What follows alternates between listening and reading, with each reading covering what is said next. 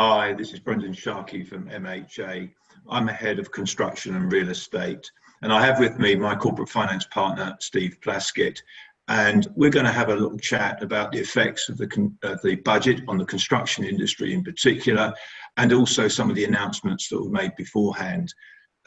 My general view has been that it was a meat budget. There wasn't an awful lot expected. I did expect some.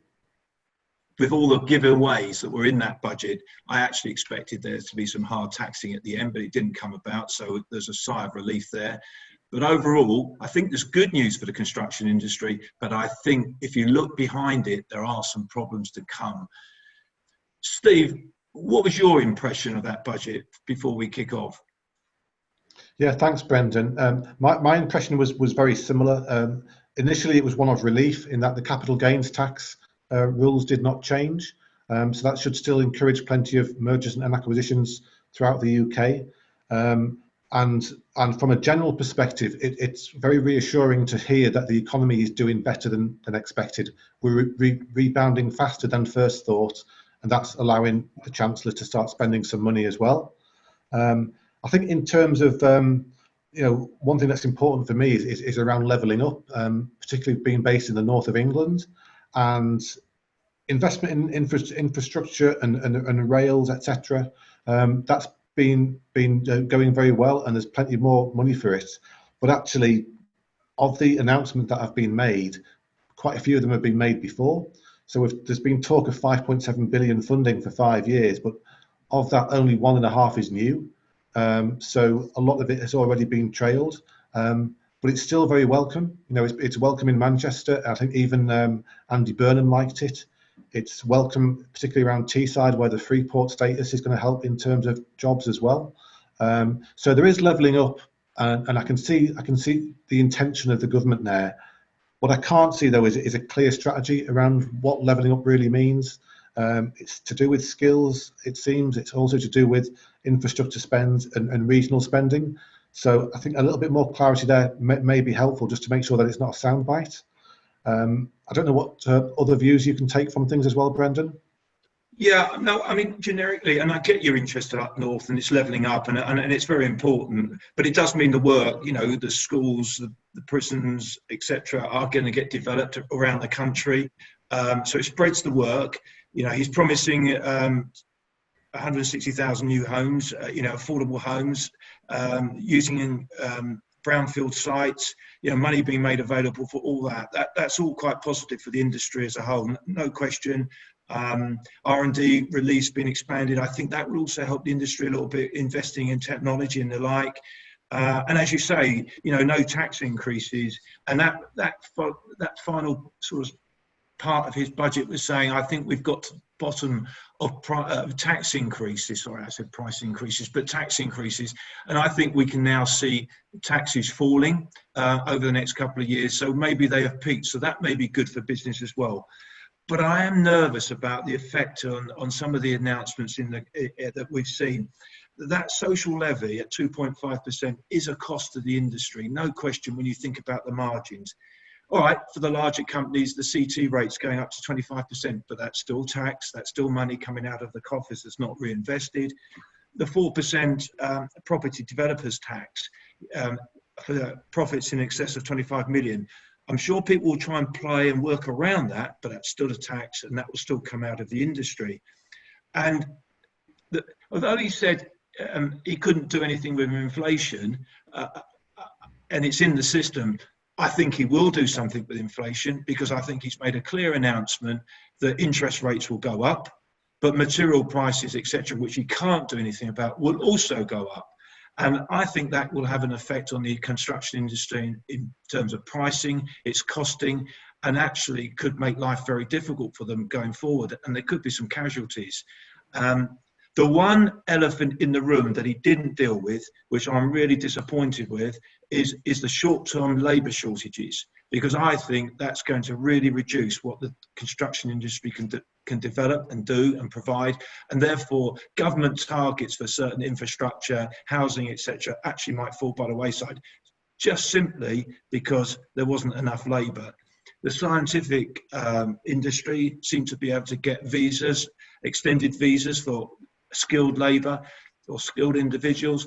I'd love to see something like that come in for the construction industry. Pro tem, not forever, 2 years, but there needs to be time for the construction industry to create its own workforce, going back to the T-level certificates, developing the 16 to 19-year-olds, encouraging people to come into the construction industry at an early level and learn and develop their skills within the industry, making construction a career of choice.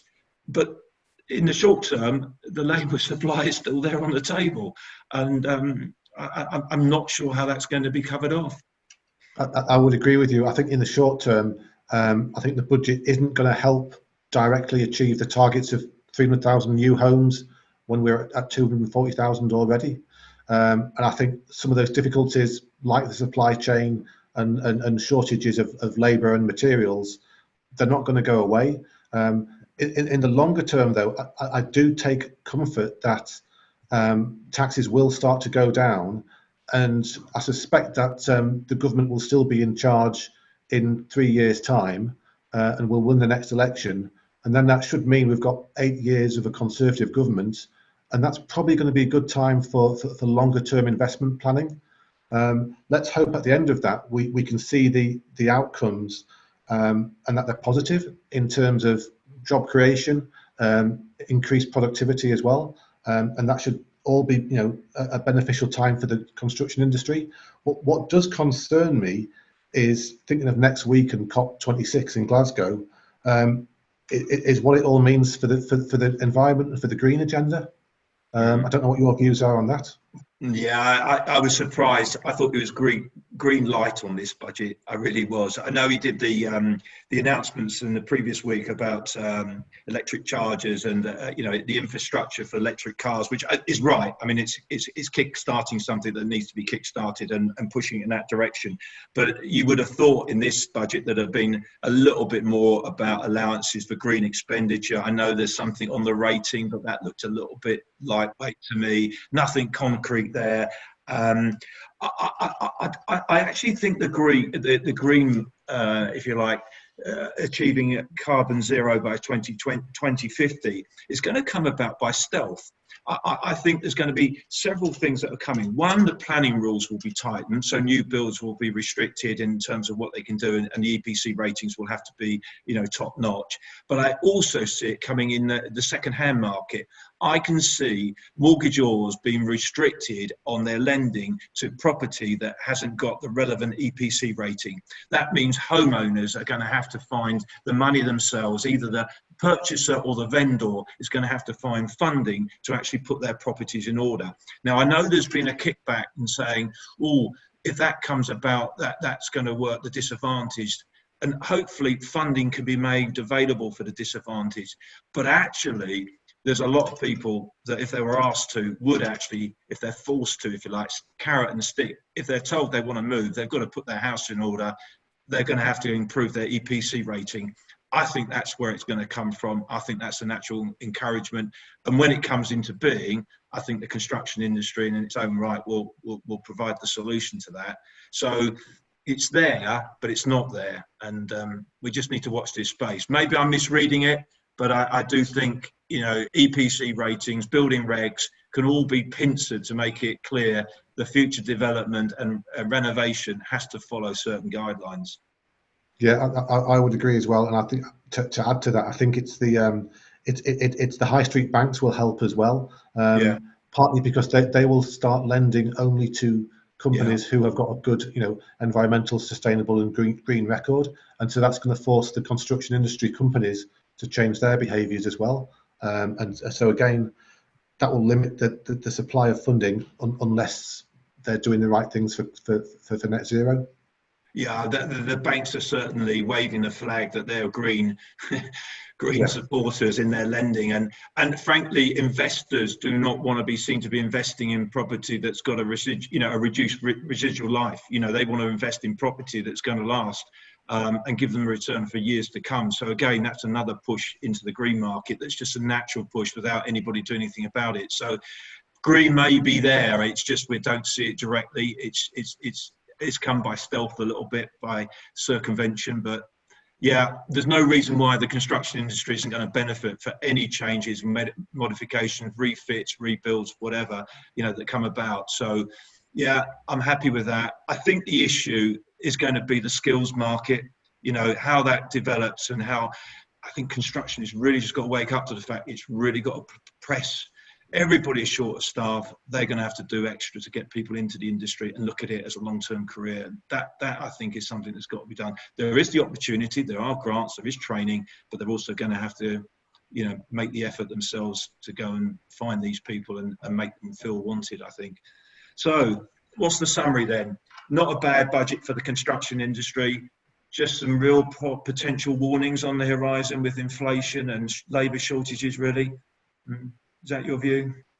I would agree. I think the government's doing well with the hand it's been dealt, and actually it's coming out of COVID better than we thought it would do, and so that's helping us to build back better. Is, I guess, the phrase that people keep on using. But it's reassuring that the economy is doing better, and hopefully that will improve general spending and spending on home improvements and such. Yeah, I agree. Inflation, though, is normally a danger sign for the construction industry, for the margins they work with. So people are going to have to be very careful in how they budget and work with their clients. Make sure it's they've covered it off. But yeah, let's see what comes. Anyway, nice to talk to you, Steve. Best of luck. Take care. Yeah, thanks, Brendan. Back to you.